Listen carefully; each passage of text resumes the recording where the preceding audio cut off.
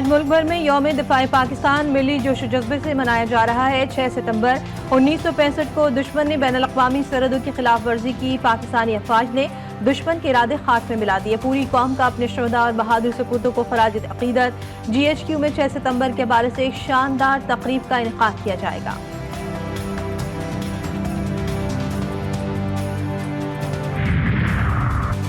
نیول head quarters اسلام آباد میں یادگار شہداء پر یوم دفاع کی مناسبت سے پروقار تقریب۔ Vice chief of the naval staff vice admiral Abees Ahmed Bilgrami نے یادگار شہداء پر پھول چڑھائے۔ نیوی کے چاق و چوبند دستے نے سلامی پیش کی۔ یوم دفاع پر سروسز چیفز اور مسلح افواج کے خصوصی پیغامات۔ Chairman joint chiefs of staff committee کی جانب سے شہداء کو خراج عقیدت۔ ISPR کا اعلامیہ بھی جاری۔ یہ دن قوم کے ناقابل تسخیر عزم اور غیر متزلزل جذبے کی زندہ مثال ہے۔ بہادر جوانوں نے زبردست مشکلات کے خلاف بہادری سے مادر وطن کا دفاع کیا۔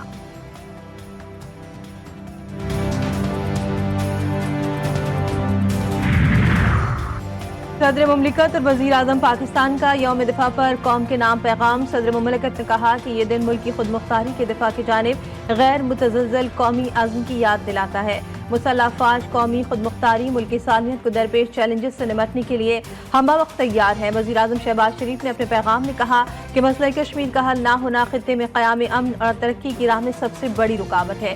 تقسیم کشمیر برصغیر کا نامکمل ایجنڈا ہے جسے کشمیری عوام کی امنگوں کے مطابق حل ہونا چاہیے۔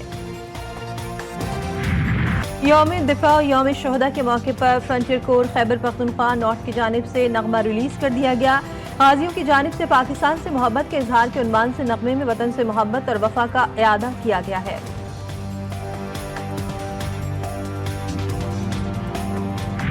پاکستان آرمی ایک قومی فوج ہے اور اس کا کوئی سیاسی ایجنڈا نہیں ہے، نہ ہی یہ کسی سیاسی جماعت کی مخالف ہے اور نہ ہی طرفدار۔ فوج کا ہر حکومت کے ساتھ پیشہ وارانہ اور سرکاری تعلق ہوتا ہے جس کو آئین اور قانون کے قواعد و ضوابط میں مناسب طور پر بیان کیا گیا ہے۔ پاک فوج قومی فوج ہے، اس کا کوئی سیاسی ایجنڈا نہیں۔ DG ISPR نے واضح کر دیا۔ کہتے ہیں پاک فوج نہ کسی سیاسی جماعت کے مخالف ہے نہ طرفدار۔ مخصوص ایجنڈے کو پروان چڑھانے پر پاک فوج کا خود احتسابی کا نظام حرکت میں آتا ہے۔ پاک فوج کا احتسابی نظام جامع ہے۔ فیض حمید کے خلاف ٹاکسٹی کیس میں باقاعدہ درخواست موصول ہوئی۔ کوئی فرد قواعد و ضوابط سے باہر جائے تو فوج کا نظام اسے واپس لے آتا ہے۔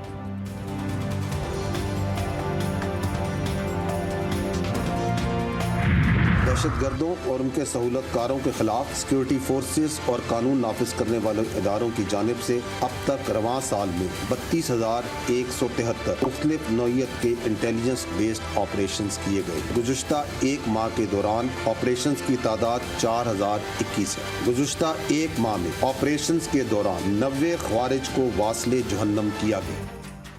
25 اور 26 اگست کے واقعات کا اسلام، انسانیت، بلوچ روایات سے تعلق نہیں۔ بلوچستان کی ترقی کے دشمنوں سے ریاست آہنی ہاتھوں سے نمٹے گی۔ DG ISPR lieutenant general Ahmed Sharif Chaudhry کہتے ہیں پاکستان میں کوئی نو گو ایریا نہیں، ایسا کوئی علاقہ نہیں جہاں عملاً دہشت گردی کی اجارہ داری ہو۔ بلوچستان میں سی پیک ہے، گوادر ہے اور خوشحال بلوچستان کے بہت سے منصوبے ہیں۔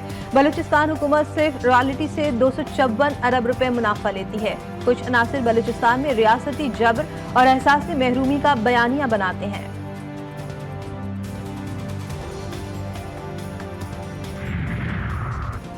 بلوچستان میں امن و امان سے متعلق وفاقی حکومت کا بڑا فیصلہ۔ ذرائع کے مطابق صوبے میں سیکیورٹی فورسز کو خصوصی اختیارات دیے جائیں گے۔ دہشت گردی کے شعبے میں کسی بھی مشکوک شخص کو حراست میں لیا جا سکے گا۔ وفاقی کابینہ نے انسداد دہشت گردی ایکٹ 1997 میں ترمیم کی منظوری دے دی۔ ایکٹ میں ترمیم کے لیے قانون سازی کی جائے گی۔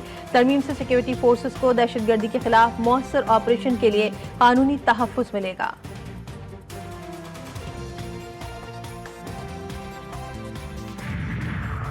وزیر اعظم شہباز شریف کی آرمی وار گیم کے اختتامی اجلاس میں شرکت۔ وزیر دفاع، وزیر خزانہ، وزیر اطلاعات، آرمی چیف اور اعلیٰ عسکری حکام کی شرکت۔ ISPR کے مطابق وزیر اعظم کو وار گیم اور خطرے کے میدان میں پاک فوج کی آپریشنل تیاریوں پر بریفنگ دی گئی۔ شہباز شریف کا پاک فوج کی آپریشنل تیاریوں پر مکمل اطمینان کا اظہار۔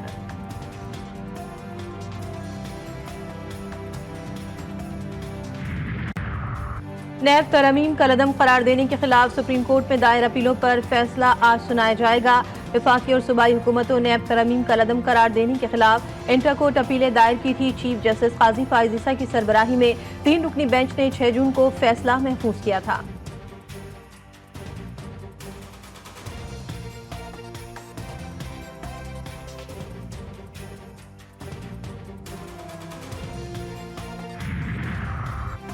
سیاسی جماعتیں مجھ سے معافی مانگ کر راضی کرنے کے بجائے بلوچ عوام سے معافی مانگے۔